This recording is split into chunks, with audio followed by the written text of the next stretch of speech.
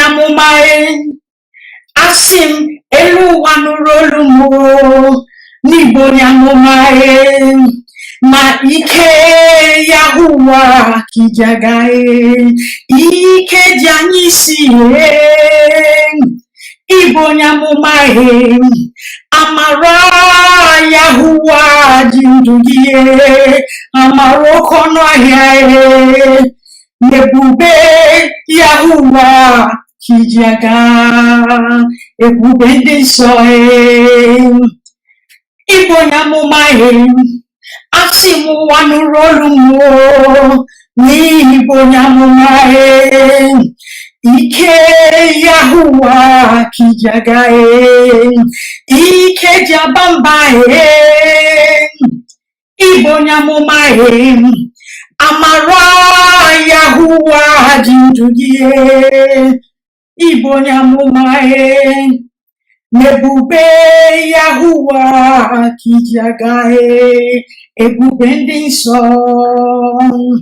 Abumonyamumae Asim elu wanurolumo Nabumonyamumae Ike Yahuwa kandiagae Ike jemengangae Abumonyamumae Mamara Yahuwa jindumo Amarokono ayae Abumonyamumae Mebube Yahuwa kandiaga Ibonyamuma Master Prophet Ibonyamumae Ma ike Yahuwa kijagae Ike chukwu kike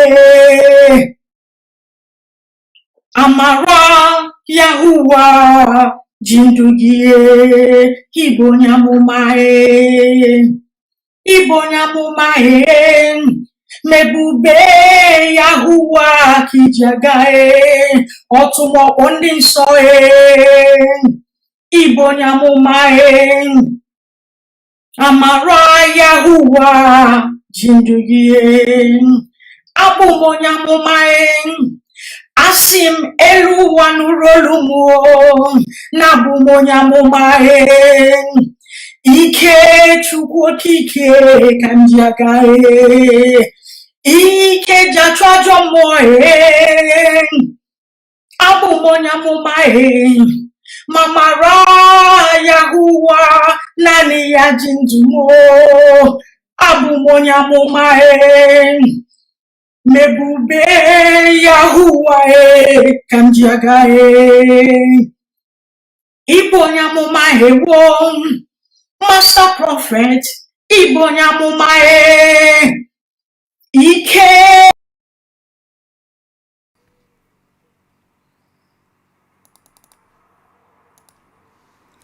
Udo.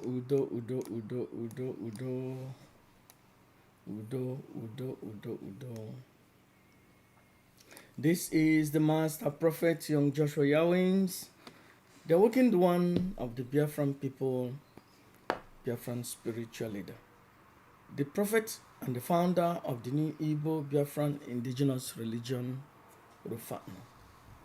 No pojita, anyị ga-ekwu okwu ntakịrị oge ihe gbasara for the father loveth the son. For the father loveth the son. You have to understand from the beginning, before Mazi Nnamdi Kanu Agana prison, Simon Ekpa has been the one every time, and I see Mazi Nnamdi Kanu say that Simon Ekpa is going to analyze his speech or his program, and they have been working out in harmony. But after the rendition, something changed. Because information ane enwete adịzie filtered. Simon Ekpa, the only oji Simon Ekpa nwetere from Mazi Nnamdi Kanu na-adịghị filtered wụ nye a slot, and even that nye a slot ilejie ya anya ị ga-aghọta ihe datin meaning. But ya wụrụ na day one na Chikedoziemu rubere na Mazi Nnamdi Kanu isi, anyị anaghị ịnọ na all this nsogbu niile anyị nọ n'ime. Number one, akarịghị inwe sit at home. Number two, Simon Ekpa akara ahụ ime ihe ndị o mere or iteke stands ndị o tekere. Akara inwe under, everybody kara ịnọ under one umbrella. But ghọtakwa na reason Simon Ekpa ji create this autopilot were in protest against Chikedoziemu na ndị otu, because ọ ghọtara na ndị adịghị serious protect Mazi Nnamdi Kanu. Manakwa na Simon Ekpa nọ na meeting ihe niile ụmụ nwanyị highway mere. Simon Ekpa dị preview to it. Discussion niile ndị DOS mege, Simon Ekpa dị privy to it. Ihe niile emere ụmụ nwanyị highway, ndị niile, ihe niile Simon Ekpa macha. N'elu ofe egwu Simon Ekpa nọ nga ahụ. Discussion niile ha na ESN nwere, Simon Ekpa na ya. Discussion ha na Chikedoziemu niile nwere, Simon Ekpa na. Information niile kamgbe eji jide Mazi Nnamdi Kanu ejide, the first 2 years, ihe niile mere na IPOB, Simon Ekpa ma ya anọghị there live. Ọ ya wụ onye mega organize the Zoom program, so that means ọ na-ege ihe niile. So Simon Ekpa ji information Simon Ekpa ji a na-akọ ya akọ. Simon Ekpa nwere information ihe ndị mere. Ọkwa na ihe mere Simon Ekpa ji decide that these people are being serious. He defend, he protect Mazi Nnamdi Kanu.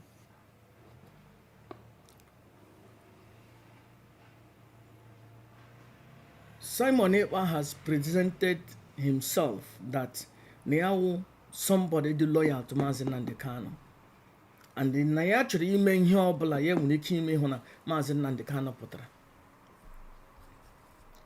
But we misunderstood him, because enwere mgbe Simon Ekpa pụtara na kampụ Chikedoziemu na Ojiofọ na Mazi Uchechi cancer. Mgbe ahụ a na-enwetazi false narrative. Manakwa na day one o nwere meeting a sị na enwere with Nelly Ofegbu. Enwere meeting ndị DOS nwere with Nelly Ofegbu. In that meeting ha na-discuss otu ha ga-eji replace Mazi Nnamdi Kanu. And the reason that thing is successful na Nelly Ofegbu suggested ka Simon Ekpa wụrụ onye isi, go take over from Mazi Nnamdi Kanu. So this guy Chinasa Nworu kwuru ya. Here my first time ịkpọ Chinasa Nworu aha for years. Chinasa Nworu kwuru na that there was a meeting, there was a discussion iji Simon Ekpa replace Mazi Nnamdi Kanu. You have to understand. In that meeting, Ojiofọ nọ nga ahụ. In that meeting, Uchechi cancer nọ nga ahụ. In that meeting, ele onye nọ na that meeting. Nelly Ofegbu nọ na ya, Ojiofọ ga na ya. Ojiofọ nọ na ya, cancer ga nọ on the background or ọ ga nọ there. So that means ihe na plan I replace Mazi Nnamdi Kanu so that Kanu ntaghara inwe opportunity ịbata. So Simon Ekpa the preview to ihe niile mere na IPOB on ihe mere oji say mba na these people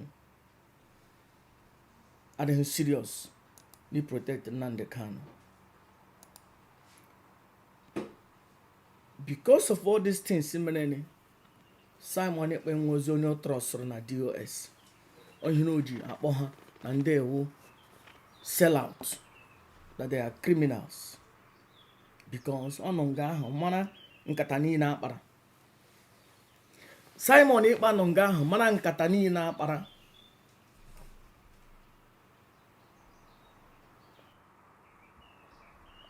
And do you remember the first time somebody kwuru that we will not listen to the man in dungeon?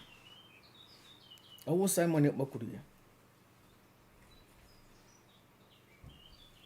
Ọwụ Simon Ekpa kwuru ya. Onye kwuru ya ewu Madam Azuka na meeting ndị ụmụanyị highway with Chike Doziem.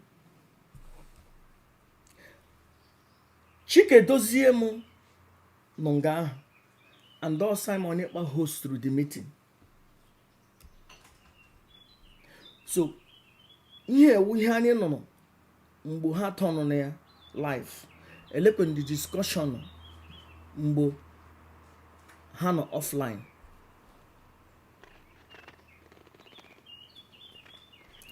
Manakwa na o nwere meeting Chike Doziem with ụmụanyị highway mega. Chike Doziem ama na ha na-erekọd ya. Chike Doziem na-asị ha ndị nna anyị na-arịọ ha arịrịọ. Ele ihe m chere kọwa. And in that meeting Simon Ekpa hosted ya. Ịmakwa na enwere meeting between na-akpọ ya Mark Peterson ka ọ gịnị secretary ndị IPOB na America with I think Madam Oyibo and Chike Doziem amama Ojiofon n'ime.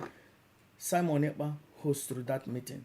Simon Ekpa nọ nga ahụ nọ otu eji si n'afọ jiri signature Mazi Nnamdi Kanu, otu eji create ihe niile create. Simon Ekpa re privy to ele ihe m ji na-akọshi ihe ndị. Simon Ekpa nọ nga enuli ozu. Ashi Simon Ekpa bọwa, Simon Ekpa ga-abọ bọpụta isi, bọpụta okpokoro isi. Because na Simon Ekpa nọ nga anọ ha na-aplọt ihe niile ha na-aplọt.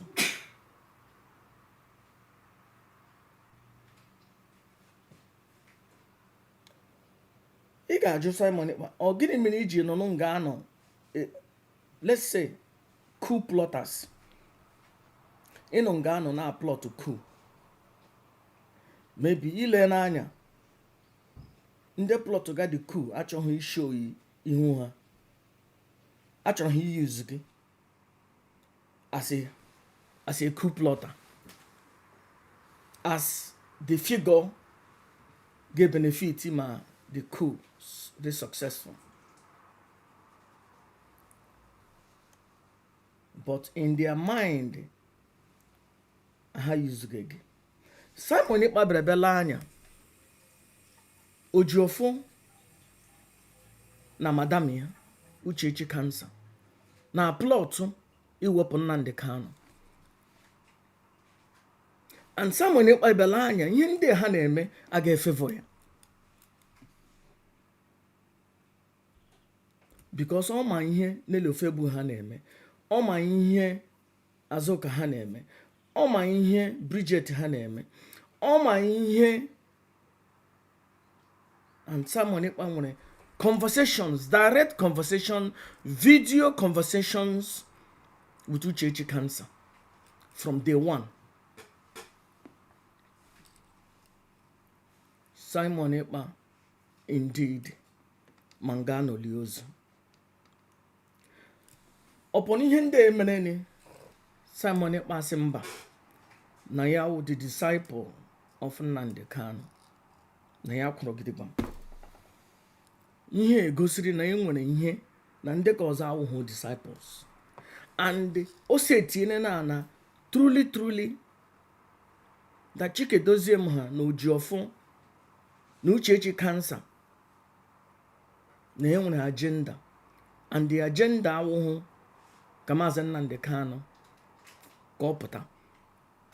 The agenda awụ ka eme overthrow Nnamdi Kanu, and which Uchechi cancer gwara anyị sị anyị na anyị gee ntị na Saturday ga-abịa na enwere statement Chikedoziem ga-eme. And yes, the statement wụ na achụọ na Mazi Nnamdi Kanu. Again, I connect those two things, then indeed you are, something is wrong with you. Uchechi gwara anyị na Friday na anyị gee ntị na Sunday na Mazi Chikedoziem vegetable ga-eme broadcast na o nwere ihe dị mkpa ọ ga-agwa Biafrans. Chikedoziem apụta ma announce na achụọ na Mazi Nnamdi Kanu from IPOB.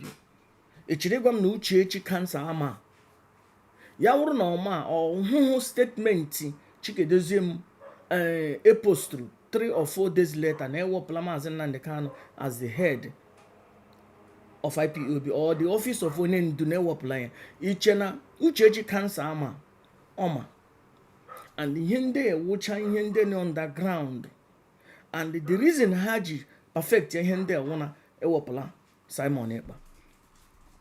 Ele the reason ele ihe eji ewepụ Simon Ekpa, because Simon Ekpa are not playing ball. Simon Ekpa chọziri ka ya ji aka nye goolu nke ya. Simon Ekpa is indeed a disciple of Mazi Nnamdi Kanu. Ile anya things dịrị na Simon Ekpa difficult. Yekwuo asị na obi. Truly ihe were m iwe wụ na Simon Ekpa na-ekwu truly na ya ga-ege Mazi Nnamdi Kanu ntị from dungeon. But may understand, ọ sị I'll see her na Mazi Nnamdi Kanu si onye ọbụla keep quiet, onye ọbụla gba nkịtị, ka ha na-achọ ịtụ ya mkpọrọ ọ ka ha na-achọ igbu ya. Norishon ihe o kwuru. Ojiofo na-eje na-agwa ha na Mazi Nnamdi Kanu cannot articulate.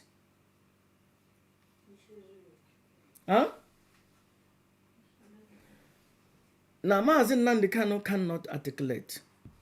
That Mazi Nnamdi Kanu n'isi arịghị ya mma. Ihe awụ ihe ha kpara day one of the rendition. Onye mere azụ ka ji si na we will not listen to the man in dungeon. So, and maybe mgbe ha na-discuss ihe Uchechi cancer nọ nga ahụ o rebuke ha. So ele otu ị ga-eji efe ili that oji bịara asị ndị Biafra na onye ọbụla gba nkịtị, onye ọbụla enwere no protest, no nothing, no argument, onye ọbụla just gba nkịtị ka eji elo Mazi Nnamdi Kanu. Simon Ekpa sị why? Onye mere this decision? Ha sị na Mazi Nnamdi Kanu. Simon Ekpa will say no, I don't believe it, because Ojiofo a confirm ona n'ihu Uchechi cancer na n'ishari Mazi Nnamdi Kanu na because of ọgwụ agbara ya, because of ihe akụrụ ya, that Mazi Nnamdi Kanu can no longer make decisions. I believe Simon Ekpa was set up. Information on niile anyị nọ gbasara Simon Ekpa wụ ihe anyị nọ n'ọnụ Chikedoziem.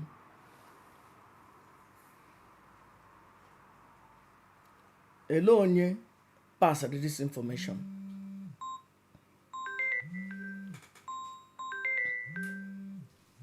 Ele onye passed this information? Only Ojiofo passed the information. only can wuru Madam Cancer passing the information. Ele ihe ji pass kokano those information because Hana Simon Ekpa rezi na mma. On him after Simon Ekpa, after Madam Mazi Cancer daga sono ha ụmụnwaanyị kpechana Simon Ekpa ekpere oruhu 2 weeks Simon Ekpa na ojiofo eko oruhu 1 week Uchechi Cancer memezie Simon Ekpa attack. From that day Simon Ekpa won ọjọọ, but they were working together.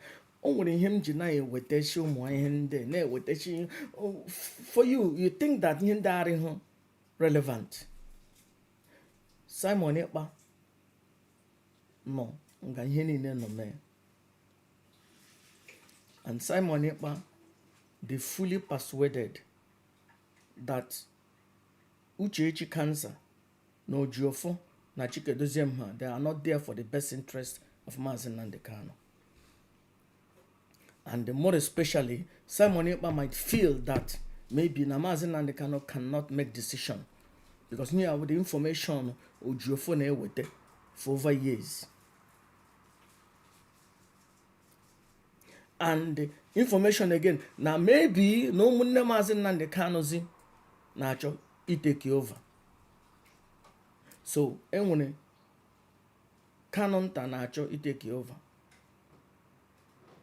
Enwere Chikedozie enwekwere Simon Ekpa. So Simon Ekpa have to do something. He rise up. And ugbu a anyị nweziri autopilot. Manakwa na ọwụhụ Simon Ekpa created autopilot. Autopilot bụ ihe ụmụnwaanyị highway created by Nelly Ofegbu.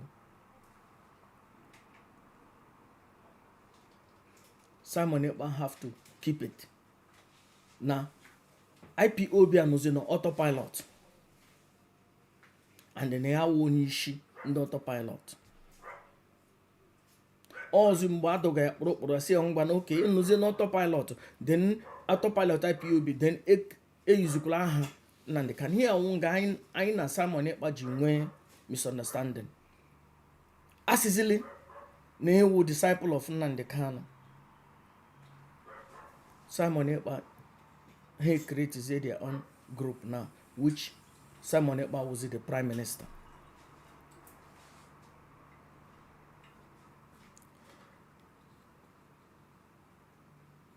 Nwatakịrị na-ebu nna ya ụzọ amụta dị ọkpara. Simon Ekpa was disciple of Mazi Nnamdi Kanu. Because of Chikedozie ha mere ihe, ha dị ka chụpụrụ ya from the family. But enweghị otu a ga-eji achụpụrụ Simon Ekpa from the family. Ọwụhụ Mazi Nnamdi Kanu si na-achụpụ Simon Ekpa from the family. Ya wụrụ na Mazi Nnamdi Kanu si ka achụọ ya, maybe ekwesịrị ileghachi that decision home na o ji si ka achụọ Simon Ekpa away from the family.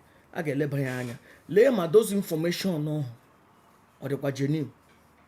Simon Ekpa ele ihe Simon Ekpa na-ekwu, I am the disciple of Mazi Nnamdi Kanu.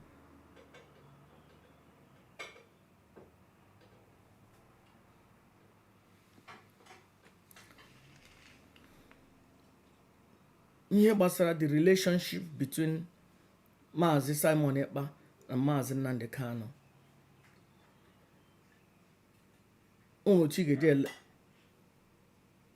All is so simple. Enwere ha a common enemy, and that enemy wu Mazi Uchechi. Uchechi was using Simon Ekpa to overthrow Mazi Nnamdi Kanu. And when Simon Ekpa refused to play ball, Uchechi used Wezie Nnamdi Kanu. Use Wezie both of them. At the end of the day, he tinye Simon Ekpa na nsogbu. And now they take a shot at Mazi Nnamdi Kanu. Simon Ekpa awụ nsogbu Nnamdi Kanu. But rather we misunderstood him. Not him overthrow. Manana, in the beginning, they were planning to replace Mazi Nnamdi Kanu. Chinasa Nwuru Kuriye, that we had a meeting with the DOS, with Umuanyi Highway. Ojofo was there. And maybe Madam Mazi Kansa was there, or Akronaya, because Ojofo no ya Mazi Kansa weekend no na phone na egenti ihe ekuge. That ha plan no onye a ga-etinye as onye isi. Ihe awu first week of the rendition ekwum no okwu onye isi. Ihe awu that discussion ahụ asị na Kanu nta na-ekwu na ajụrụ ya ma ọ ga-etake over. Before that one, a plan on a plan on. So Nelo Febo asize ne yaga a hope ta Simon Ekpa, ka Simon Ekpa wuro nishi. But Simon Ekpa, they were all using him. They want to use him. Simon Ekpa would say a slogan, I am a disciple of Mazi Nnamdi Kanu. Yeah, changed the whole thing. Story na retiring. But what I'm trying to do ka ndị mmadụ chete ihe ndị mere. Achọrọ m ịkọwashi ihe niile from beginning.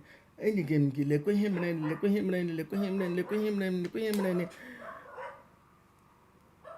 Mazi Nnamdi Kanu and Simon Ekpa are father and son. Simon Ekpa was disciple of Mazi Nnamdi Kanu. Autopilot and IPOB were one family. Umeji and Akobi. Umeji and Ebuobi. What are Ebu Nayoza Motadiopmana? IPOB with the family. Autopilot no under IPOB. All the members of Autopilot no IPOB, because Nyemene no jipuo from well una happen from IPOB. Una na-ekwukwe na Mazi Nnamdi Kanu wonye ndunu, but una believe na this dog ndị DOS ndo chon. But those people happen na ndị ọjọọ hụ nọ na IPOB achụshiana ha. So we are all one. Enwezighị Autopilot to Simon Ekpa. Enwezighị IPOB Chikedozie ma apụọna. Chikedozie ma na ndị otu ya apụọna. And finally we are dealing with the cancer on IPOB, which is Mazi Uchechi. So let's join hands together. The threat Mazi Nnamdi Kanu faces Uchechi cancer. And the threat now Simon Ekpa is facing has one wish n'aka Uchechi cancer. And the threats Obaghara no IPOB Oshikwe Uchechi cancer. We are all one. IPOB one family. IPOB one family. Anọ m na enwere document asị na Chikedozie m na Uchechi ha dere. Anyị ahụbe that document. Inwe that document wetara anyị ya, wetara m ya ka enye ndị ga-eleru ya anya ka amara ma ihe Mazi Nnamdi Kanu kwadoro ka ọ wụ ihe ọ kwadoro. Because Simon Ekpa were disciples of Mazi Nnamdi Kanu.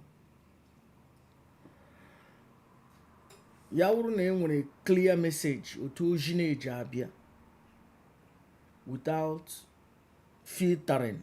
Akara inwe nsogbu. Akara inwe misunderstanding between Mazi Nnamdi Kanu na Mazi Simon Ekpa.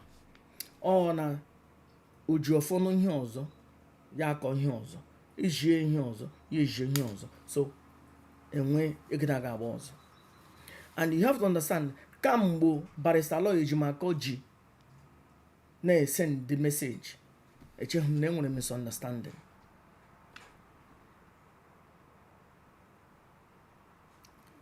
all of us are one family.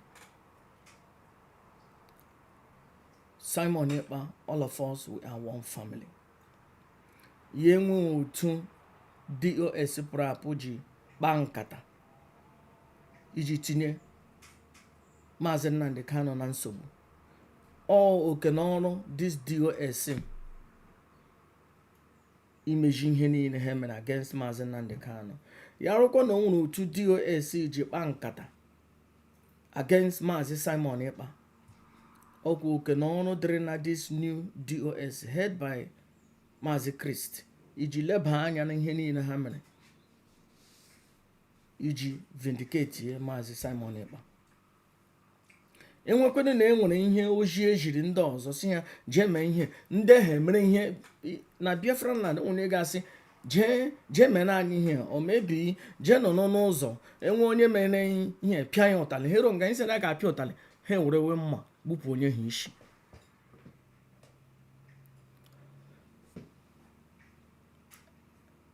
Anyị ga-eleba anya n'ihe niile mere and maybe anyị leba anya ihe niile mere anyị ga-ahụ na most of information anyị nwere against Simon Ekpa might be hearsay. O nwere oji onye a na-akpọ Ebeko Dike. Onwe everyday onye na-ejitere m 50 videos. Ọkwa ya ga-agba m na onye na-egburu ihe na achara na ọtọ ya taa. Na onye na-egburu ihe na achara na amụ ya taa. Ele otu iji mata na onye egburu na achara na ọtọ ya taa na achara na amụ ya taa. Ịnụhụ nga ahụ. Ele otu ọwụ na onye ọbụla egburu the next 2-3 days ga-enwetele the video ya. Ihe m na-ajụ Ebeko Dike na share those videos. A block gidere m ike agwụ m. Ele otu iji mata na onye eleshi egburu onye yesterday ga-enwetele video, nweta picture, nweta video. Ele otu na-eji enweta all this information amam. But ihe egburu m ike wụ na ọ bịara na-asị na ihe na Simon Ekpa na Mazi Kanu nta na ha na-arụkọ ọrụ na ọha na-egbu ndị niile. Lately ka m mataziri na enwere okenu n'ụlọ gburu okenu n'ama na-achọ imebi aha Kanu nta. And enwere okenu n'ụlọ gburu okenu n'ama na-emebi aha Simon Ekpa because Simon Ekpa is no longer with them. Ebeko Dike, somebody confirm na amam this guy be Italy. Na Ebeko Dike na-esendịrị na nwere communication with Uchechi cancer. Onye ọbụla ị hụrụ nwere communication with Uchechi cancer ga na-akpa agwa as enemy of Mazi Nnamdi Kanu. Ịma ngwa ọbụla ị hụrụ onye ara a ga na-enwe ntanwe. Ị hụrụ na onye ara o nwere ike onye ekpo dọtị but a ga na-enwe ntanwe. Onye ọbụla ị hụrụ Uchechi kwuru n'okwu or sendịrị na message or nyere ya thumbs up, onye ahụ from that day one ọ ga na-enwe njanja hatred towards Mazi Nnamdi Kanu. Uchechi a na-eje ebe enwere a friend of Mazi Nnamdi Kanu. Uchechi a na-eje. Ị hụrụ onye ọbụla ya na Uchechi rị na mma na IPOB ewu a friend to Nnamdi Kanu, Nnamdi Ezebiro? No. Mgbe ya na Bruce Fenn onye agbata eke. Mgbe Uchechi na Bridget nọ. Bridget kwuru na gidigbam with autopilot. Mgbe Bridget Bridget kwuziri with Mazi Nnamdi Kanu ya na Bridget ekone. Mazi Uchechi a na-eje tu onye dị loyal to Mazi Nnamdi Kanu.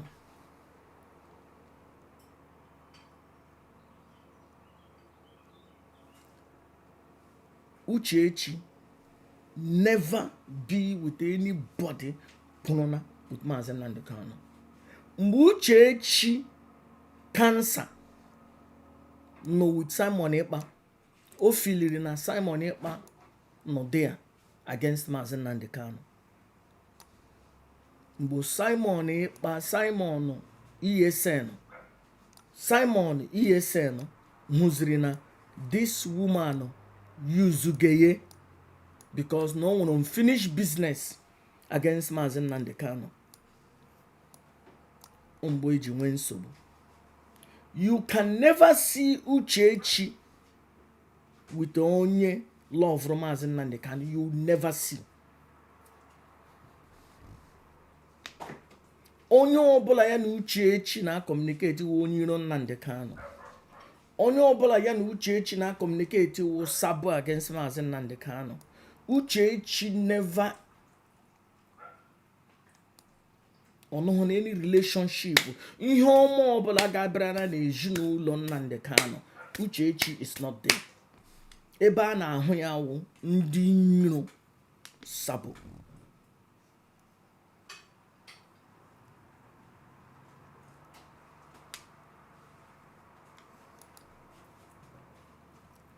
Simon is a son. Nnamdi Kanu is the father.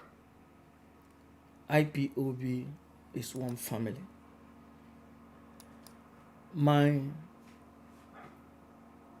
The current DOS, the head of DOS, biko lebana anya ya wuru na o nwere document DOS Chikedozie mudere against Simon Ekpa.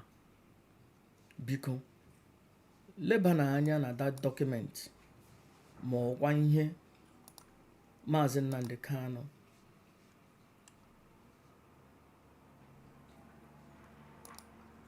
Mazi Nnamdi Kanu ga-eme approve of, because efiliri m na most of ebubo eburu Simon Ekpa them say hearsay or ihe they fabricated based on hatred na Simon Ekpa ahapụla Uchechi Mazi cancer na Ojuofo. Before Uchechi na cancer, Uchechi na Mazi Simon Ekpa iko enwekwe mgbe enwege allegation ndị egbuge na Biafran land.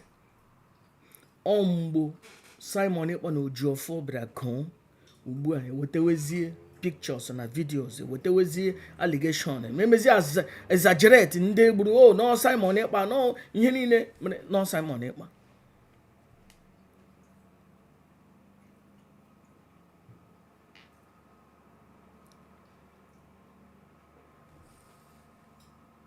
Ana m akpọ oku ndị autopilot. Simon Ekpa before ya aga na prison, Simon Ekpa na-akpọ onwe ya na ya prime minister. Marakwa na Simon Ekpa nọ under Nnamdi Kanu because of DOS Chikedozie mmere ya ewere ebe ọ ga-anọ ka ọ na-eze mmiri. Ugbu a achụpụla DOS Chikedozie na DOS Uchechi cancer. Now we are one family. Onye ọbụla bịachite back to IPOB. Enwe ihe ọbụla emebiri emebi, ndị ọbụla achụrụ without justification a ga-emeji nwatakịrị. One thing ị ga-ama na IPOB enweghị a central computer a na-ele ihe niile onye ọbụla dere. I think ihe a ga-eme na IPOB nwee a central database, document niile edere anọcha nga ka ọ ghara iwu onye deke ndekọ ọzọ ama ihe edere. Ya nwere enwere otu enwere ike iji lee anya na kọmputa hụ ihe letters Chikedozie ha dere against Simon Ekpa na Finland, then ele those documents mara ma ihe ndị ọkwa ihe jiri eji. But for my best of knowledge, aka Uchechi, Mazi Uchechi nọ n'ime all the allegation aga m verify because onweghị ebe ọbụla Uchechi jere na awụhụ ebe a ga character assassination. and the only an agenda im overthrow Nnamdi Kanu, Nnamdi Ezebino, because Nnamdi Ezebino jiri nye divorce. So ya na-achọzi ụzọ a ga-eji apapụ ya na organization ofili na organization na-enye Nnamdi Kanu this boldness, then ya ga-ewepụ ya from the organization, and which she tried but she failed. Her coup was successful, but later she failed.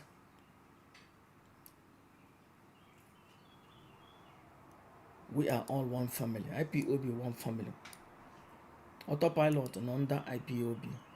Ubua, the auto anọzighị na the house anọzighị na autopilot.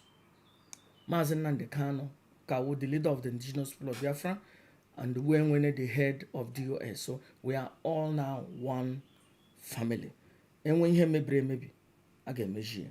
Simon Ekpa, oh, our brave, gallant man. And ya me abandon. Yari ihe ọbụla mebiri aga emeji. Nde one. Achọ m ikwu more than otu my pay grade. But ka na-ele anya otu ihe ga-adị. Anyị niile wụ na ụmụnne. Anyị aga alụ nweta ọgụ. Anyị aga egbu onwe anyị. One IPOB under Mazi Nnamdi Kanu. Ndị ọbụla achụrụ na Finland aga eleba ha anya. Ndị ọbụla achụrụ na Denmark aga eleba ha anya. Ndị ọbụla achụrụ anyway, onye ọbụla ndị na-ede memo ji chụọ na IPOB, anyị ga-eleba ha anya. Mazi Nnamdi Kanu ga-eleba ha anya. Ndewo. Ọmụmụ ihe m chefuru na-ekwube. Ekelene m nnụ. Ndewo. Biko, enwe onye ọbụla nwere the preview to inweta letter.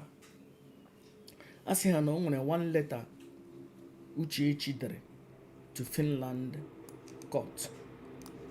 Biko, inwe that letter, send na ya or nye m link ebe m ga-download ya. Achọghị m inye m video mmadụ kọrọ bullshit. Achọrọ m the evidence, the hard copy ebe nwere ike download ya. Achọghị m nga mmadụ gụga ya. Nye m the hard copy video ka eleba ya anya, ka eji grana ya Supreme Commander ka ole ma ihe o mere approve of. Because ugbu a ka m ghọtara na ihe niile Ojiofo jiri awụ ihe Mazi Nnamdi Kanu jiri. Ihe niile Uchechi na ezuzugharị na-agbagharị na social media awụ a plan ka ọma overthrow Nnamdi Kanu. And ugbu a anyị amatala na ọwụhụ dị nwaanyị Nnamdi Kanu no baby mama Nnamdi Kanu.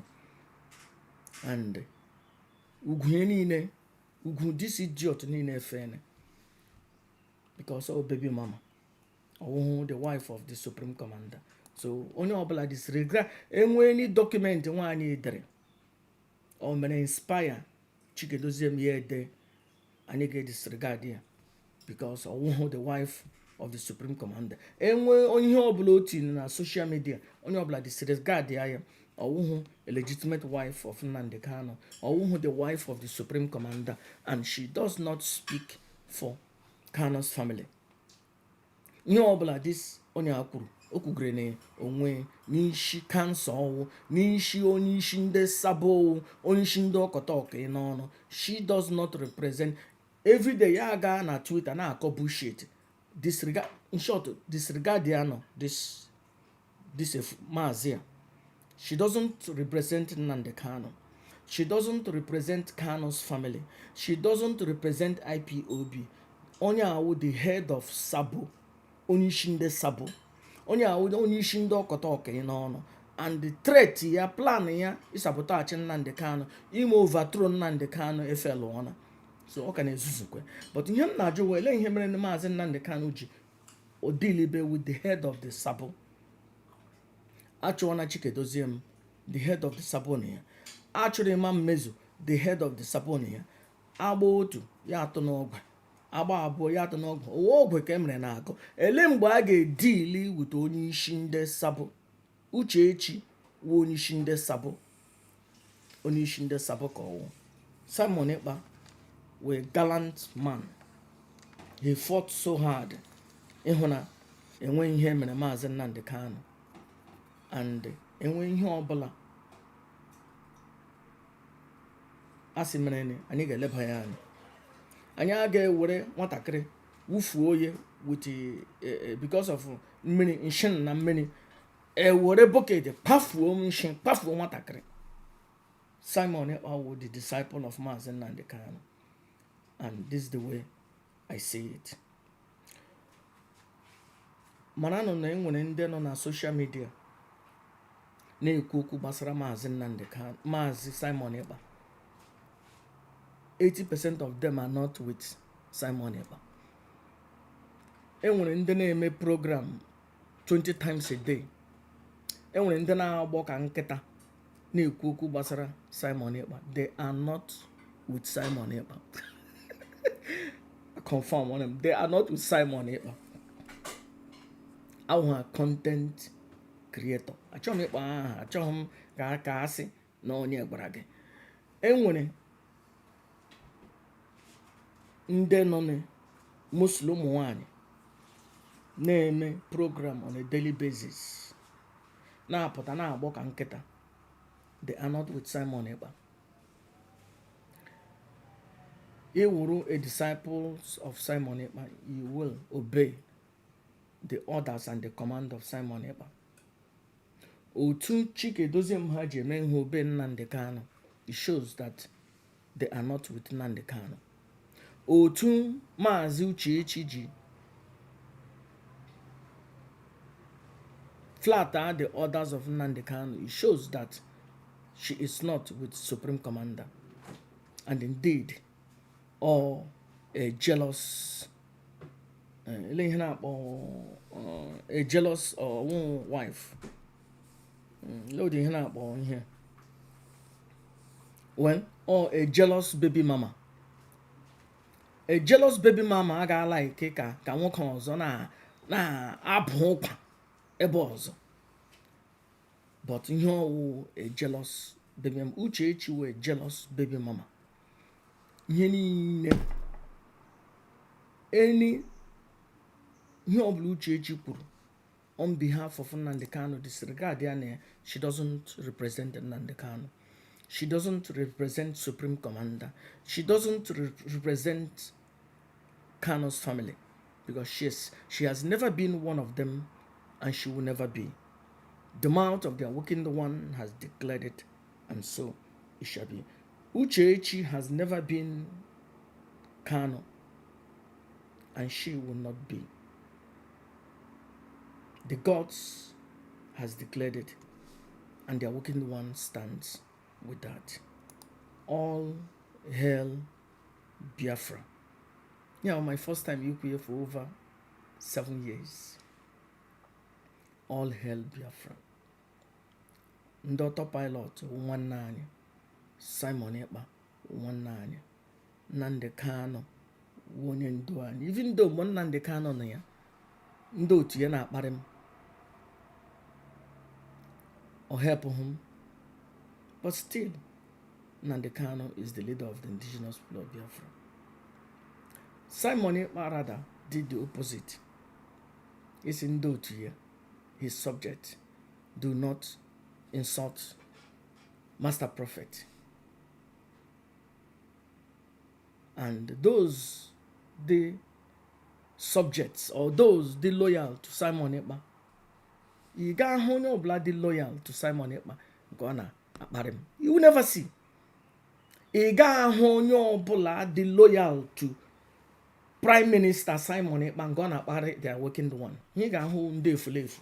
Sabo, the sabon teak. Gana aba, kanketana cock and de burishi. You got any disciples of Simon Ekpa gonna marry the Master Prophet? No. He got home day for life. Nda chikote Ekpa ono. Ndo una buruna nanya.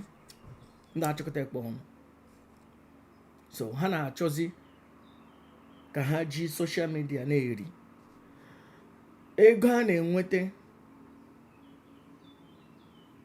na YouTube. Ọwụhụ nne gị nwe, ọwụhụ nna gị nwe. so emene YouTube as if emene ihe gbasara ndọrọ ndị nwere onwe na maka ego ka ị na-akpata.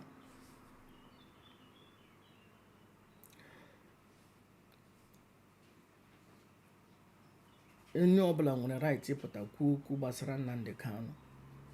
Onye ọbụla nwere right ịpụta kwuo okwu gbasara Simon Ekpa. But mgbe ọbụla ị na-ekwu okwu gbasara Simon Ekpa na ị chọrọ inyere ya aka, bụ ka ndị iro ya ga-apụta na-eme gị attack because they are not loyal to Simon Ekpa.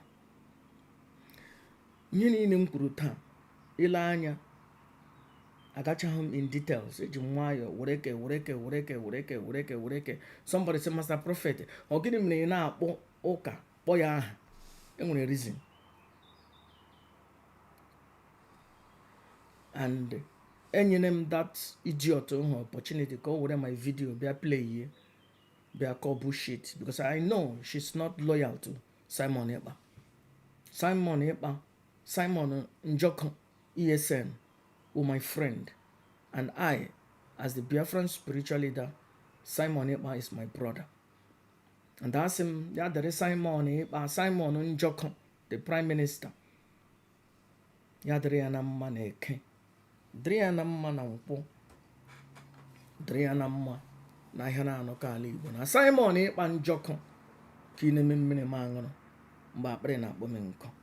Ashim Simon Ekpa ka ọ pụta na ndụ na ahụ isi ike. Ka ọ pụta na ndụ na ahụ isi ike. Ya dịrị ya na mma. Ekelele m nnụ ndị Igbo. Having said that, enwe ihe ọbụla, rumor ọbụla na-aga na Biafran land, aka m anọghị. Nnamdi Kanu wụ ọgọ m nwoke. Even though mgbe ndị otu ya na-akparị m, onwe ihe o kwuru, but still ọkwa ọgọ m nwoke. And ugbu a, na-defend ya for over 5 years now. But ọkwa ọgọ m nwoke. Asị m ya dịrịkwara ya na mma na ihe na-anọkọ ala Igbo. Nnamdi Kanu ata na ahụhụ. Asị m ya dịrị ya na mma. Nnamdi Kanu nwere ndị iro n'ụlọ ma n'ama. At the end of it, ugbu a ọ dịla clear na baby mama ya wụ onye iro Nnamdi Kanu nwere. Ihe niile na-akwụ n'ụwa niile, ihe niile na-akwụ n'ala Igbo niile, baby mama Nnamdi Kanu. Maka o feel na Nnamdi Kanu nwekwara another baby mama. Because o feel na Nnamdi Kanu nwekwara ụkwụ ọzọ na-abụ somewhere. Ọ chọrọ ka Nnamdi Kanu na-abụ ụkwụ. Ọ chọrọ ka ọ wụrụ nọọ naanị ya ga-awụ baby mama. Ịchọ ịwụ baby mama, then ga-akpa agwa ka nwaanyị instead ịkpa agwa ka an idiot. Onye iro Nnamdi Kanu wụ Uchechi. Ọ wụghị Simon Ekpa. Simon Ekpa is the good guy. Prime Minister Simon Ekpa is the good guy. And the high one family, and that family, YPOB, and then Nnamdi is the leader of the indigenous blood Biafra. Native Kuleno Wazurike when a group nke ya. Native Kuleno uche mefongo kwa group nke ya. Ndị a niile asị m ya dịrị ha na mma. Out of frustration, Simon Ekpa create a group nke ya. But ọ na-ekwukwe na that group were part of IPOB na ya nọ under Nnamdi Kanu. Waziri ka na-ekwu na ya nọ under Nnamdi Kanu. Uche mefe a na-ekwu na ya nọ under Nnamdi Kanu. Simon Ekpa sị na ya were disciple of Nnamdi Kanu. So we are one family and one family indeed.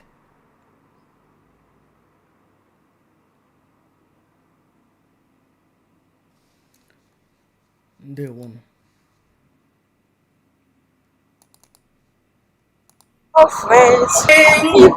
Asi everyone rolu mo na bumonya mo mahe ike chukike kanjae ike jatwa mo Ibonye destroy mahe onya mama ya Master prophet, nani ya master prophet, dindumo Gozianye, amumoyamumae Goziala Biafra, Yahuwa Onye na warrior, Onye di my master Ibonyamu prophet, Onye di my master, Onye di ukwu ewo, Onye mere anyị ka anyị dị mma master prophet, Ibu onye di my, Onye di ukwu, Onye buru amụma Biafra, Onye di my, Ibu onye di my, Ibu onye dị nsọ onye amụma Yahuwa master prophet gọzie anyị gọzie ala Biafra onye na-agwọ ọrịa onye dị mma master prophet onye dị mma master onye dị ukwuu ewo